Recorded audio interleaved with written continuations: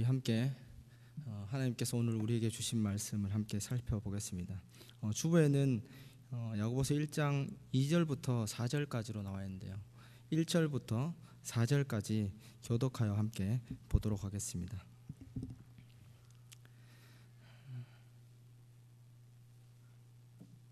(1절을) 먼저 제가 읽겠습니다. 하나님과 주 예수 그리스도의 종 야고보는 흩어져 있는 12지파에게 문안하노라.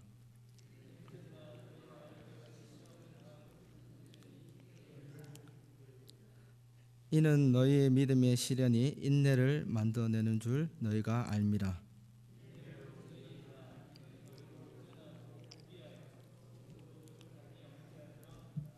아멘. 제가 밑에서 앉아서 기도를 이렇게 듣는데 너무 은혜가 됐습니다. 제 설교의 내용을 아시고 기도하시는 같이 너무 제가 밑에 있으면서 아멘 아멘 했습니다. 오늘 말씀도 정말 주님께서 주시는 그 은혜가 충만하신 그런 귀한 시간 되기를 소망합니다. 야고보서는 특별히 야고보서 이름의 뒤에 따라오는 별칭들이 있습니다. 여러 가지 별칭들이 있는데 좋은 의미에서 붙여진 것도 있고 또 그렇지 못한 것들도 있습니다. 야고보서의 별칭 중 하나는 신약의 잠언이다. 신약의 잠언이다. 그리고 지혜의 서신이다. 이 잠언서와 같이 우리의 삶에 있어서 현재 실제적인 것을 권면하는 그런 서신이 바로 이 야고보서라는 것입니다. 또 다른 별칭으로는 좋지 않은 별칭인데요. 지푸라기 서신이다. 여러분들 들어보셨을 겁니다. 이 말은 이 종교개혁자 마틴 루터가 이 야고보서를 두고 한 말입니다. 이유는 이 믿음을 강조하기보다는 행위에 너무 초점을 맞춰 있어서 믿음이 잘 드러나지 않는다. 그렇게 해서 이 야고보서를 지푸라기 서신이다. 그래서 심지어는 이 야고보서를 정경에서 빼야 된다. 이런 말까지 나왔던 것이 바로 이 야고보서입니다. 그러나 이 야고보서는 행함만 강조하는 그런 서신이 아닙니다. 믿음을 축소시키지 않고 믿음을 오히려 더 확장시키는 것이 이 바로 야고보서입니다. 믿는다는 것이 우리의 삶에 어떻게 적용이 되는가, 믿는다는 것이 정말 어떤 것인가를 명확하게 제시해주며 권면하는 것이 이 바로 야고보서입니다. 그것을 우리가 함께 살펴보므로 은혜가 있으시길 바랍니다. 야고보서는 이 서신서입니다. 서신서는 이 편지라는 것이죠. 그래서 편지는 발신자와 그 편지를 받는 수신자가 있습니다. 1절에 보면은 이 발신자 이 야고보가 나오고요. 또 그리고 수신자인 흩어져 있는 12지파가 나옵니다. 여기서 먼저 야고보는 자기 자신을 소개할 때에 이렇게 말합니다. 하나님과 주 예수 그리스도의 종 야고보는, 하나님과 주 예수의 그리스도의 종 야고보라고 자신을 밝히고 있습니다. 종이라는 것은 그 주권이 자기에게 있는 것이 아닙니다. 자기에게 있는 것이 아니라 그 주권이 그 주인에게 있는 것이죠. 원문을 살펴보면은 노예라고 이렇게 표현을 해놓았습니다. 모든 것이 모든 그 종의 모든 삶과 모든 소유물이 다 주인에게 종속되어 있는 것이 바로 이 노예의 삶입니다. 그 당시 사회 문화를 생각해 보면은 이러한 고백은 이러한 이렇게 표현은 굉장히 파격적이고 충격적인 자기의 소개인 것입니다. 그리고 그 당시 야고보의 상황을 생각하면은 야고보는 예루살렘의 지도자로 있을 때였습니다. 그런 이 야고보가 자신을 소개할 때 나는 그리스도의 종이다라고 표현하고 있습니다. 그런데 이 종이 무슨 권위가 있으며 무슨 능력이 있어서 교회에 권면하고 또 성도를 권면할 수 있겠습니까? 노예가 무슨 권위가 있겠습니까?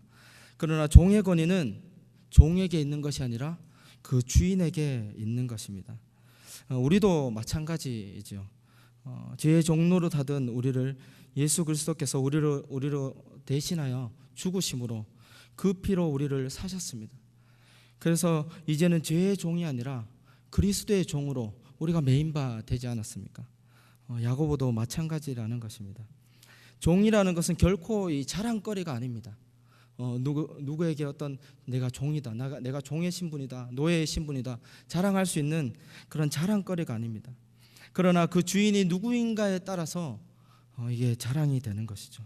천지를 만드셨을 뿐만 아니라 지금도 살아 계셔서 모든 만물을 주관하신 그분이 우리의 주인이시기에 우리가 그분을 자랑하고 우리가 그의 종됨을 자랑할 수 있는 것입니다. 만유에 주시며 만왕의 왕이신 그리스도의 종이 된 것이 우리에게 얼마나 기쁨이고 얼마나 위로인지 모릅니다. 우리는 늘 그리스도의 매인자임을 항상 기억해야 됩니다. 교회에 있을 때나 교회 밖에 나갔을 때나 또 가정에 있을 때나 직장에 있을 때에도 이것을 늘 기억해야 됩니다. 우리의 자랑과 우리의 기쁨이 무엇인지 우리의 삶 속에서 우리의 인생 가운데서 드러나야 된다는 것이죠. 그러면 이 야고보는 편지를 하는데 편지를 받는 이 흩어져 있는 12지파, 이 흩어져 있는 12지파는 누구이겠습니까?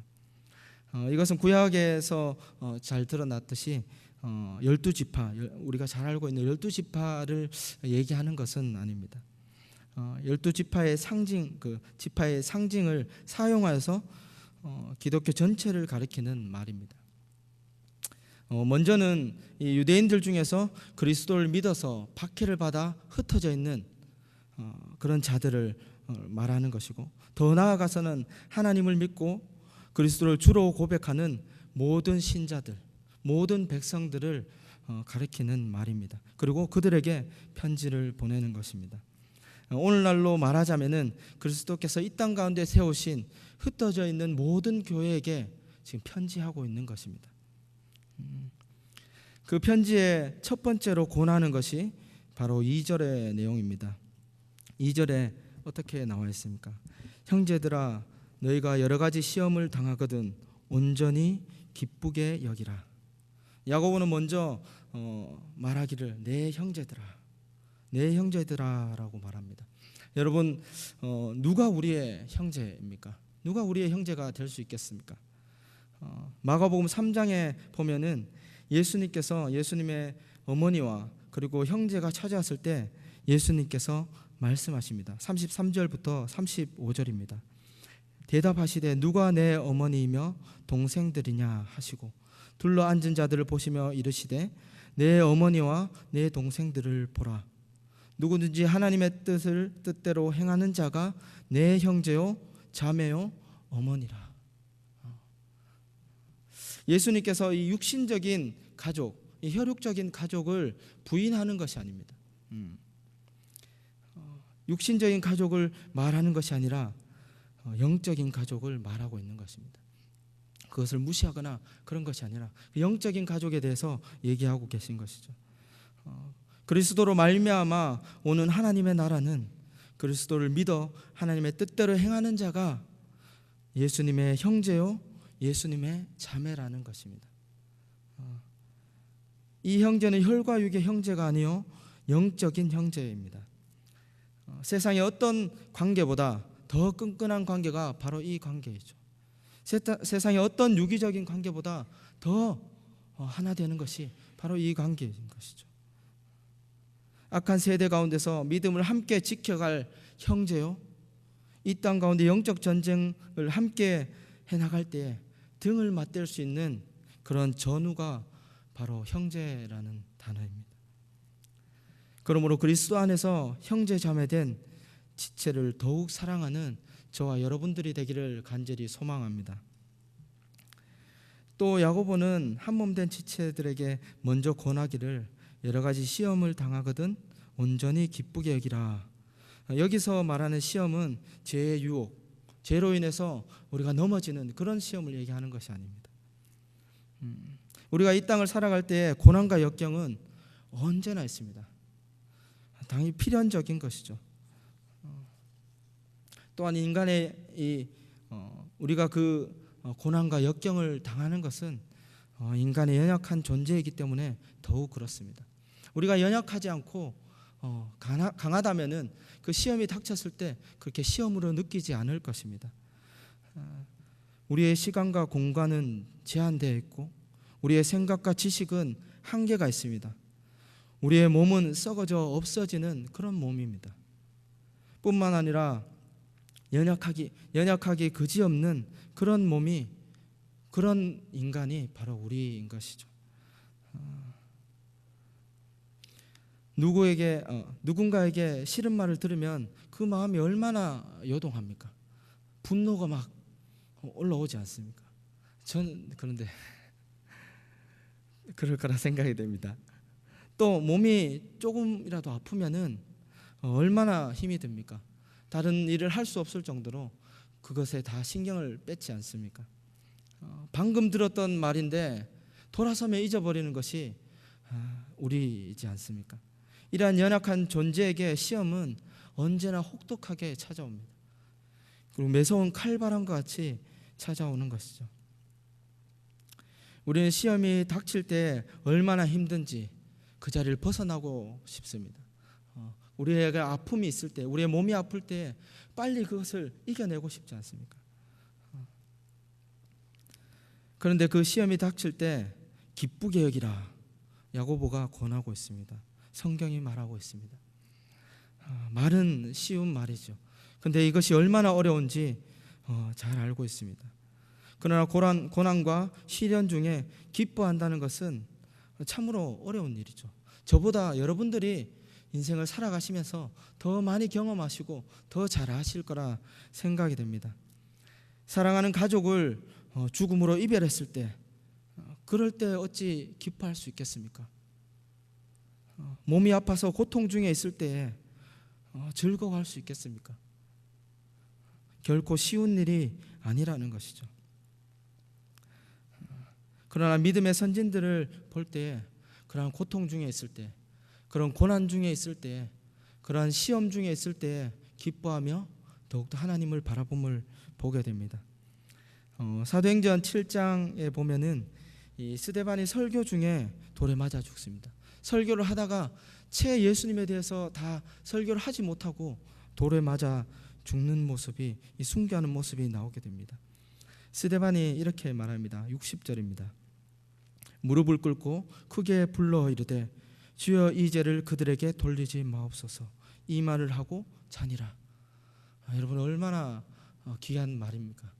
그 맞아 죽는 상황에서 그 죄를 저들에게 돌리지 말라고 하는 이 스데반의 말이 얼마나 귀합니까? 그러나 이것을 누가 이렇게 할 수 있겠습니까?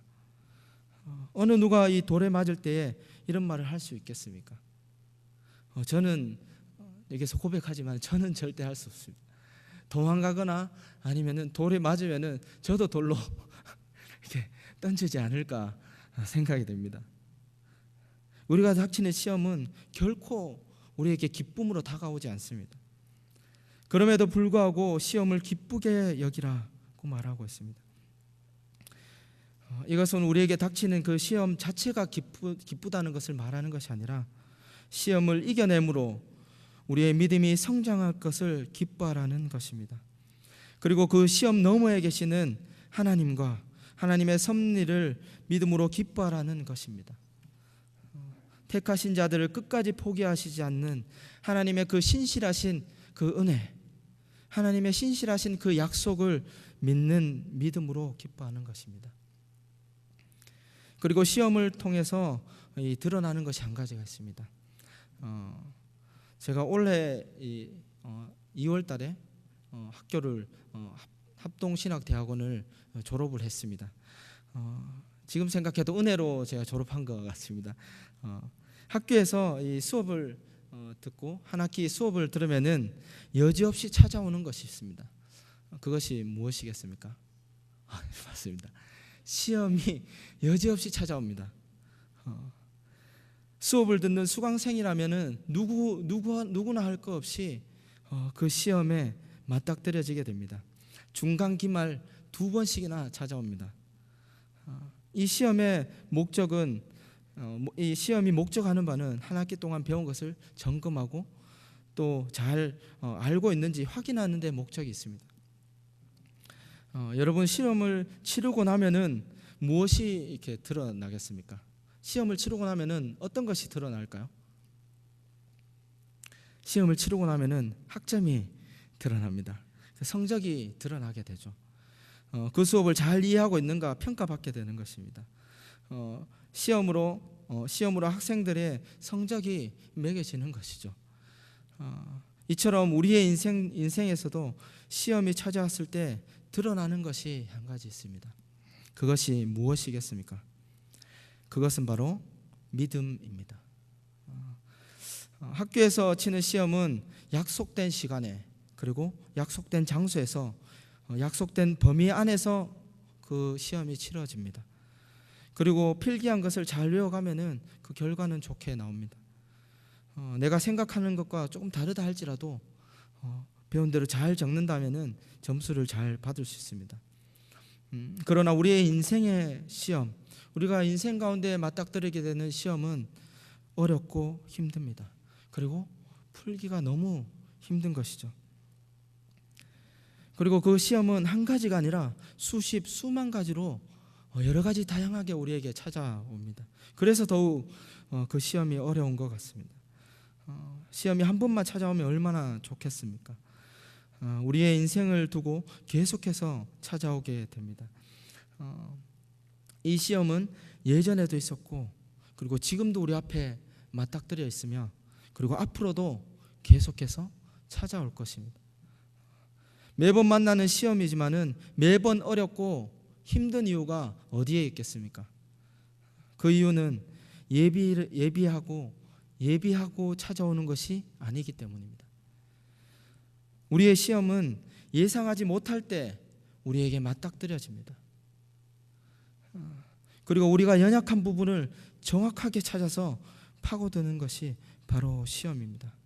그런데 바로 그때 그럴 때 드러나는 것이 바로 믿음이라는 것이죠. 평소에는 잘 드러나지 않습니다.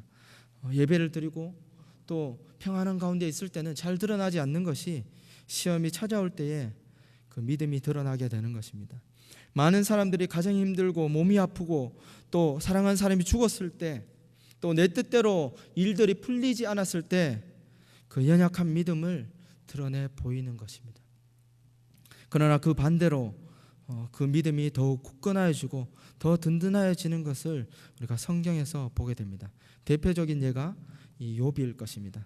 자신의 재산, 명예, 건강, 자녀, 아내까지 다 떠나가 버렸지만은 다 잃어버렸지만은 하나님을 놓지 않고 인내하며 그 시험을 감당하는 것을 보게 됩니다. 욥기 1장 20절에서 21절에 이렇게 나와 있습니다. 욥이 일어나 겉옷을 찢고 머리털을 밀고 땅에 엎드려 예배하며 이르되 내가 모태에서 알몸으로 나왔사온즉 또한 알몸이 그리로 돌아가올지라. 주신 이도 여호와시요 거두시는 이도 여호와시니 여호와의 이름이 찬송 받으실지니이다. 아멘. 이런 고백이 어떻게 나올 수 있겠습니까? 자신이 누구인지 알며 자신의 종됨이 어떠한 것인지 알며 나의 주인이 누구이신지 알 때 하나님이 어떠한 분이신지 깊이 알 때 그리고 그분을 깊이 믿을 때 나오는 고백이 아니겠습니까? 시련이 시련으로 끝나지 않는다는 것을 욥이 잘 알고 있었습니다. 지금 당장은 알 수 없지만은 선하신 하나님께서 모든 것을 협력하여서 선으로 이끌어 가실 것을 믿고 있었던 것입니다. 우리의 고백이 이 욥의 고백처럼 되어야 될 것입니다. 강한 이 철이 대장장이에게 의해서 단단해질 수 있는 것은 이 수천 번 망치질로 통해서 그 철에 있는 불순물들이 빠져나갈 때에 이 철이 더욱더 단단해진다고 합니다. 우리의 고백이 우리의 삶이 우리의 또한 시험을 받는 그런 모습이 바로 이러한 모습인 것입니다. 이처럼 신자에게 있어서 시험은 믿음을 더욱더 단단하게 하는 과정인 것입니다. 대장장이의 망치질과 같은 것입니다. 그 말이 바로 3절에 나와 있습니다. 3절을 우리 함께 읽도록 하겠습니다. 3절입니다. 이는 너희의 믿음의 시련이 인내를 만들어낸 줄 너희가 알미라. 야고보는 3절에서 믿음의 시련이 인내를 만들어내는 줄 너희가 안다. 너희가 안다라고 말하고 있습니다. 여러 가지 시련이 닥칠 때, 여러 가지 시험이 닥칠 때 기쁘게 여길 수 있는 것은 그 시련으로 말미암아 어떠한 결과가 일어날 것인지 우리가 알고 있기 때문입니다. 그 결과를 알기에 인내하며 그 인내의 열매를 맺을 수 있는 것입니다. 이것이 바로 신자와 불신자의 차이인 것이죠. 제가 초등학교 때부터 저희 집에서 부모님께서 이제 복숭아 과수원을 하시기 시작했습니다. 그래서 이 열매를 맺는다는 것, 열매가 열린다는 것을 이 체험적으로 제가 잘 알고 있습니다. 나무가 이 열매를 맺는다는 것은 굉장히 오랜 시간이 필요합니다. 그리고 기다림이 필요합니다. 어린 묘목을 땅에 심으면은 나무가 크기까지 열매를 볼 수가 없습니다. 나무가 심겨 있지만은 열매가 맺히지 않습니다. 얼마나 맺히지 않냐 하면은 한 3년 정도는 이 나무가 이 열매 맺기 전에 자라나야지 이 열매를 맺을 수가 있습니다. 3년 동안 어떤 일이 있습니까? 무더운 여름에 3번의 여름이 지나가야 되고요. 그 칼바람과 같은 겨울이 3번이나 지나가야 됩니다. 뿐만 아니라 때 없이 찾아오는 병충해를 견뎌야지, 그러한 3년의 시간을 지나야지만 그 열매를 맺을 수가 있는 것입니다. 신자도 마찬가지이지요. 여러 가지 시련을 겪음으로 인내하며 그 인내를 통하여서 열매를 맺게 되는 것입니다. 신자에게 있어서 이 인내라는 것은 빠질 수 없는 성품이며 거룩한 열매입니다. 예수님께서 우리를 위하여 얼마나 인내하셨는지 우리가 잘 알고 있습니다. 십자가에 달려 죽으시기까지 우리를 대신하여 모든 죄를 그 몸에 그 질고를 다 몸소 받으셨습니다. 우리가 인내하며 믿음의 시련을 견디는 것은 우리를 위해서 죽으신 예수 그리스도를 닮아가는 것입니다. 예수님의 성품을 닮아가는 것입니다. 그것이 바로 우리가 시련을 인내하며 견뎌내는 것입니다. 우리의 믿음의 시련은 인내함으로 예수님을 닮아감으로 온전함으로 나아가게 되는 것입니다. 이것이 바로 성화입니다. 이것이 바로 신자에게 주는 하나님의 은혜의 방편이고 성화로 나아가는 길입니다. 그러므로 이 야고보는 여러 가지 시험을 당하거든 온전히 기쁘게 여기라고 말하고 있습니다. 여러분 우리는 언제나 고난과 시련 가운데 맞닥뜨리게 됩니다. 누구도 이것을 피해갈 수가 없습니다. 그 시련은 우리의 마음을 흔들고요, 그리고 우리의 몸과 영혼을 산산히 흔들어 놓습니다. 그리고 우리의 믿음을 흔듭니다. 그래서 우리가 넘어질 수 있게 혹은 힘든 가운데 있게 하는 것이 이 고난과 시련인 것이죠. 우리의 경험과 이성으로 이해할 수 없는 것들이 너무나 많습니다. 우리가 맞닥뜨리는 그 시험은 우리가 이해할 수 없는 것들이 너무나 많다는 것이죠. 그러나 인내의 과정을 통하여 성숙하여지고 또 온전한 그리스도의 성품으로 나아갈 것입니다. 그것이 바로 인내라는 것이죠. 4절에서 이렇게 말하고 있습니다. 인내를 온전히 이루라. 이는 너희로 온전하고 구비하여 조금도 부족함이 없게 하려 함이라.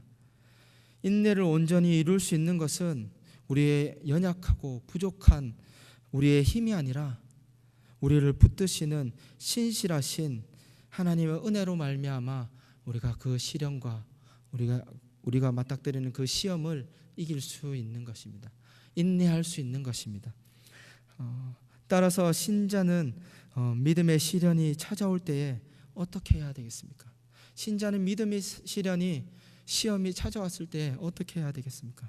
하나님을 더욱더 바라보며 하나님의 그 은혜를 구해야 하는 것이 그 모습일 것입니다. 그 자세일 것입니다.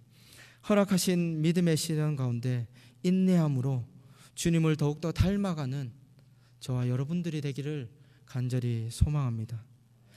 더하여 야고보서에서 말하는 이 인내 그리고 이 은혜는 개인적으로 주시는 말씀이기도 하지만은 또 교회에게 주시는 말씀입니다. 우리 교회에 어려운 시련들이 찾아왔을 것입니다. 찾아왔었습니다.